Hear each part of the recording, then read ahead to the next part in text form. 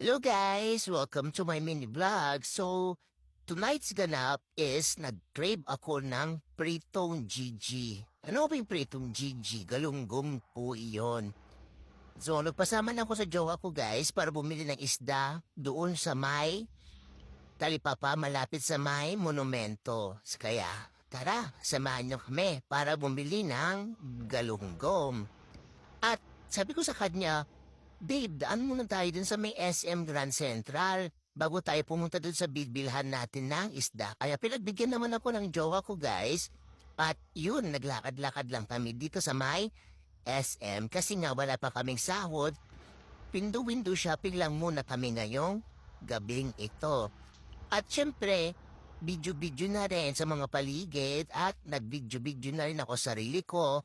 Feeling vlogger na ang person. At sabi ng jowa ko, tara na at baka wala tayong mabibiling isda. Kaya pumunta na kami doon sa may bibilhan namin na talipapa at may pabubbles si kuya At kunting lakad lang naman guys dito sa may SM Grand Central kasi malapit lang naman yung talipapa dito. Isang overpass lang. At yun, nag-video na ulit ako at sinama ko ng jowa ko.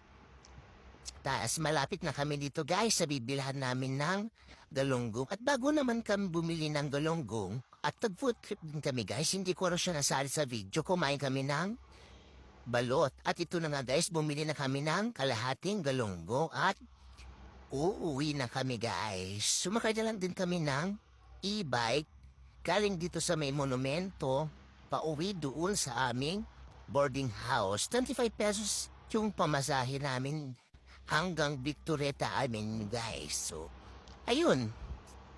Pepituin na natin itong binili nating galunggong.